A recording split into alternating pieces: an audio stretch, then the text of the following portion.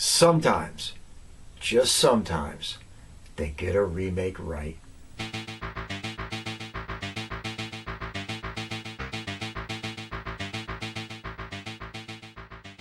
Alright everybody, today we're going all the way back to 1988 to look at a gem of a movie. I'm telling you, this thing is really, really good, but we'll get into more of that later on. It shouldn't be overlooked. We are talking 1988's The Blob. But before we go any further, before we look into this gem any more, once and again, and as always, to the trailer.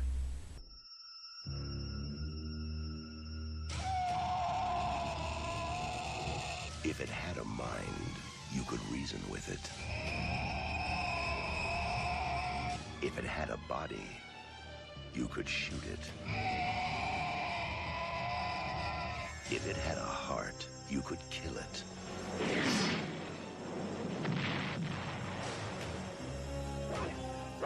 Now, man is no longer the supreme being on this planet. The organism is growing at a geometric rate. By all accounts, it's at least 1,000 times its original mass. Nobody believes me about what happened tonight. What did happen? You were there, you saw. Plasmic life form that hunts its prey. Predator. I want that organism alive. I think you ticked it off.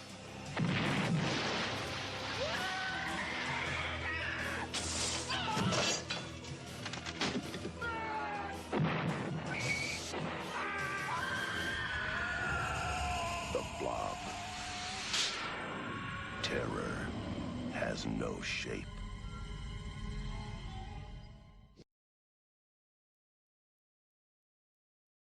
Alright, this motion picture was directed by Chuck Russell.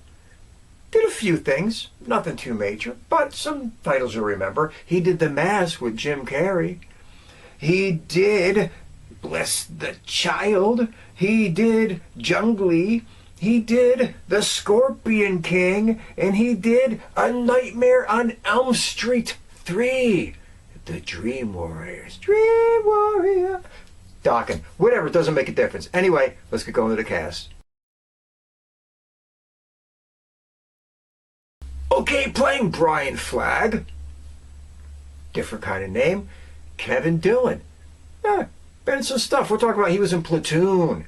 He was in Poseidon and The Doors and No Escape and Heaven Help Us and The Rescue and a lot of TV. NYPD Blue and That's Life and 24 and Blue Bloods and How to Be a Gentleman. But probably he'll be mostly remembered for being on Entourage. That was a really big hit at the time, so maybe that's where people know him from the most. Probably. Playing Meg, the ever too cute Shawnee Smith. Let's take a look. We're talking about she has been in little titles like Iron Eagle and Who's Harry Crumb and Summer School and The Island. And she was in The Grudge 3 and a lot of TV, you know, like Beckner, A Brand New Life, All Is Forgiven, Silver Spoons, The Stand, Anger Management. And, of course, to a lot of people, she's going to be most remembered from all those Saw flicks. I mean, right next to Jigsaw, remember her. So, just the way it goes. Playing Sheriff Geller, Jeffrey DeMunn. Oh, yeah, he's been around. Let's get rolling. We're talking about he has been in little things like The Mist, and The Green Mile, and Christmas Evil, and Francis, and Blaze, and Rocket Man, and Hollywoodland. And he was on TV, you know, Law and Order, Empire Falls. But, to a lot of us, he'll be remembered for two things. One, The Walking Dead. And number two, The Hitcher. Yep, two classics right there. What more do you want? Playing Fran. Oh yeah, favorite of all of ours, Candy Clark. Where do we begin? We're talking, she was in American Graffiti. She was in more American Graffiti. The Big Sleep, and The Man Who Fell to Earth with the almighty David Bowie, and Q, and Amityville 3D, and Cat's Eye, and Zodiac, and At Close Range, and on TV, and Hunter, and Magnum P.I., and Simon, and of course, in one of my all-time favorite movies that I've already reviewed, Blue Thunder. Okay, playing Dr. Meddows, evil Dr. Meddows. Joe Seneca. Let's take a look. We're talking he was in Crossroads, and not that piece of shit with Britney Spears, but the one with the almighty Ralph Macchio, and School Days, and Silverado, and The Verdict, and The Evil That Men Do, and Mo Better Blues, and A Time to Kill, and that little sports movie I mentioned way back when we were doing Slapshot, The Fish That Saved Pittsburgh. So, been in a lot of things, been around, just the way it goes. And I gotta say, everybody, if you look in this motion picture, you will see tons of faces that you have seen in a million other movies, and I'm just going to give them a quick mention so we can kind of run through them. You talk about people like Art LaFleur, who played Tom Penny. He was in stuff like Cobra and Field of Dreams, and Sharon Spelman, who was the mom, and she was on like TV and like Angie and the Rockford Files. And we're talking about, Donovan, Leitch, who was in stuff like, Cutting Class and God Created Woman. We're talking about Paul McCrane, who played the deputy in this thing. He was in like Fame and RoboCop. And Bill Moseley, for shit's sake. I mean, he was in A House of a Thousand Corpses, Devil's Rejects. We all know that Rob Zombie loves the guy.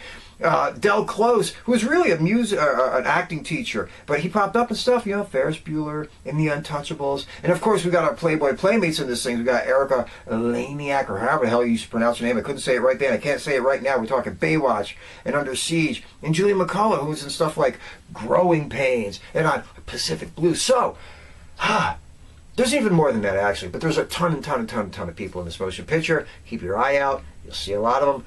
Some parts are bigger, some parts are smaller. Doesn't make a difference. It is what it is. Let's get going with the story. Okay, everybody, I'm going to try to do this in 90 seconds or less. Keep it short, keep it fast, keep it entertaining, keep it moving, and so we can get to where we would much rather be. The summation.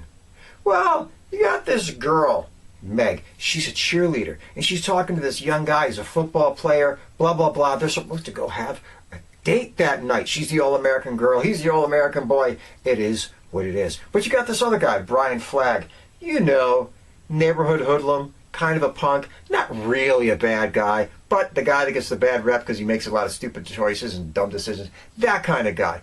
Anyway, he's out there working on his motorcycle, hanging out, trying to do a jump, whatever. Is what it is. Well, one night, this guy who looks like a homeless dude, who kind of lives in the woods, he sees something falling from the sky. It just turns out to be a meteor. And what does he do? He sticks a stick in the meteor to pull out whatever's inside of it, and what it turns out to be is the blob itself. Well, quickly, this stuff just comes down, engulfs his hand, and he goes running. And who does he run into? That's right, Brian Flagg himself, who tries to chase after this guy to offer him some kind of help. And what does he do? He gets himself hit by a car, driven by the cute little Meg and her soon-to-be whatever kind of boyfriend. Doesn't make a difference. They take him to the hospital. He's being looked at. He's being examined. Brian Flagg leaves because he's like, this has nothing to do with me. I'm out of here. But before you know it, the blob, it eats the old man. And then, holy shit, it eats Paull. Meg's would have been boyfriend, but didn't really work out that way. She tears on out of there. Well, actually, she kind of blacks out and they rescue her. Whatever. But when she tells everybody what happened, nobody really believes her. They kind of blame it on Brian Flagg. They go looking for him. They haul him in. But they got nothing on him, so they let him go. He and Meg wind up talking. She's upset that nobody believes her, that there's a big monster running around. He's upset because he's like, well, everybody's going to start blaming me for this shit. Doesn't really make a difference. Before you know it, his favorite waitress in his favorite diner, and with the cook, or I guess dishwasher, I don't know what his job was. It doesn't make a difference. They get eaten up right in front of them. Well, long story short, I'm going to cut through it. The town gets descended on by all these guys in white suits carrying M16s that are saying they're there to trap a biological agent that came down in the meteor. But what they really are was these guys that were doing experiments on viruses in space, and the satellite crashed down to Earth, and their little creation has escaped, but they want to keep it for the war division, and no matter what, the town is expendable, and that's just about the way it goes. Anyway, you get the idea, everybody. Thing falls from the sky. It's really a government cover-up. All hell's breaking loose. Will the town people survive? Will Meg and Brian Flagg live? Or will they save the day? It doesn't make a difference. You're going to see it when you watch it. Let's get going to the summation. All right, everybody. Does the blob work? Yes, the blob works. It delivers on every level that you want a motion picture like this to deliver. It's fun. It's entertaining. It's kind of scary. It's kind of gory. It never, ever, ever slows down. it wins on all counts. I'm going to go even more into that in 2 seconds, but we got to get the big three out of the way. You know how it goes. The directing,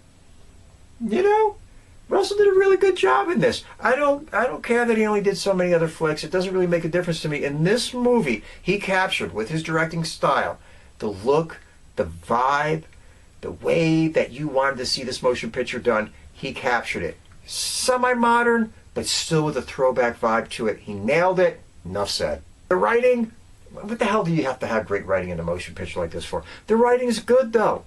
Everybody is saying stuff that kind of applies to him. Yes, all of it's a little bit goddamn cartoonish, and yes, everybody's a little bit of a cartoon character, but that doesn't mean shit. The writing for this kind of motion picture is spot on, and that's all you need. And the acting. Let's face it, folks, this motion picture delivers. I don't think there's anybody in it that is really a weak spot. Kevin Dillon, let's face it, the Dillons are always great at playing young asshole punks. It's just the way it goes. And Kevin Dillon delivers in this, the punk with a heart of gold. Shawnee Smith is great as the cute little girl next door. Everybody in here pulls off their roles perfectly. They're not overly dramatic, but they're not overly cartoonish. They all landed in the right place at the right time with the right performances to give this movie what it needed: good acting. Now, like I was saying, this motion picture lands perfectly and delivers on every level it was supposed to deliver on.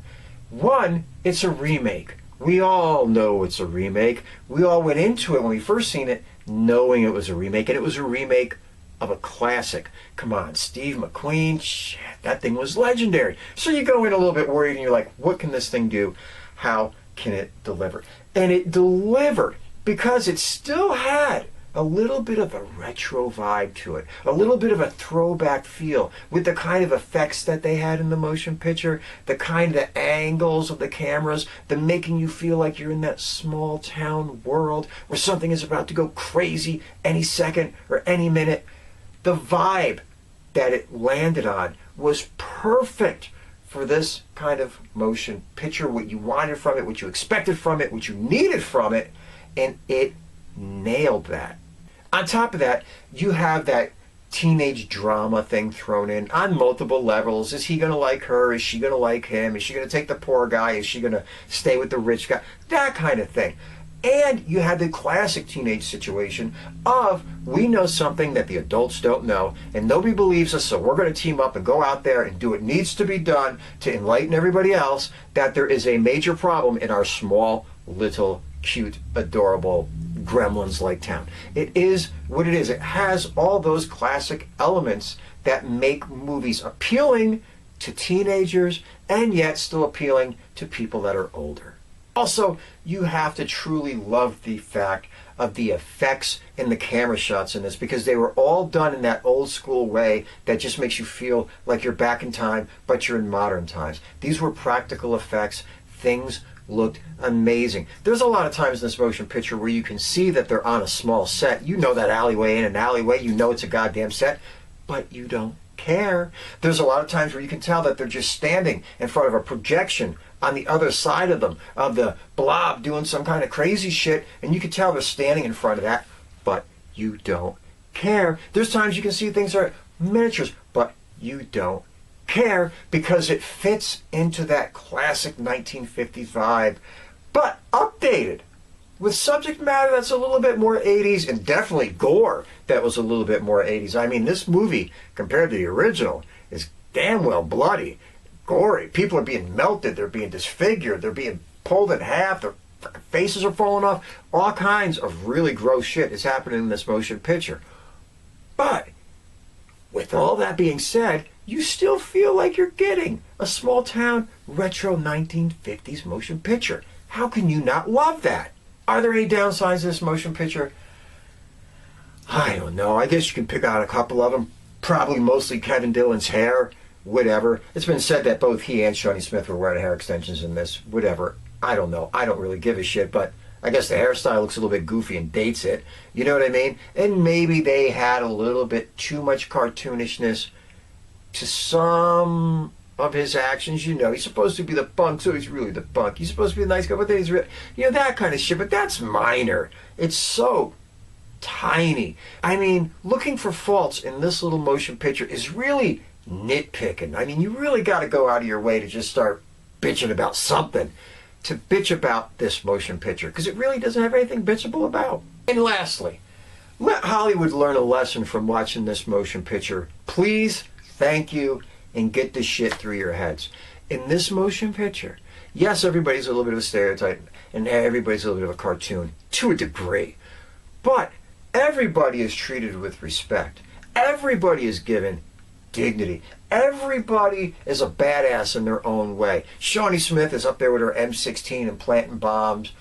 But Brian Flagg is still badass and rescuing her at times. And it goes back and forth, and there's all this kind of stuff that just makes you feel like all the motion picture characters are complete.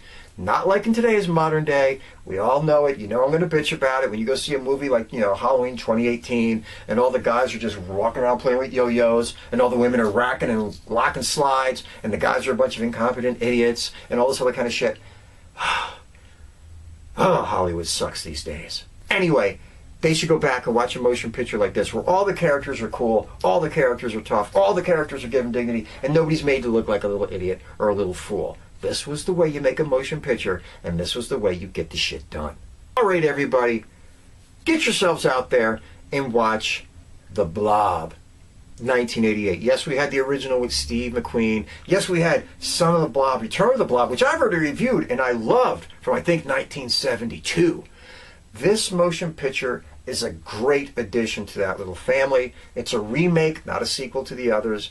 It's a remake of the original. It can stand on its own. It delivers because it's fun, it's exciting, it's interesting, it's entertaining. It gives you the 80s gore and violence that you want, but it gives you the 50s directing and feel that it needed. It's a 110 degree, or should I have said percent, success. Also, one last thing. On a side note, watch the scene where they walk out of the hospital. As I'm watching it the other night, I don't know how I didn't spot the other 87 times I've seen the motion picture. It's the same hospital from the original Halloween by John Carpenter. How can you not dig that? Be good. Take care. Stay out of trouble. Help a friend. Be kind to a stranger. But most of all, under no circumstances, I've said it before, I'm going to say it again, never, and I mean ever, take any bullshit from anybody. See you soon.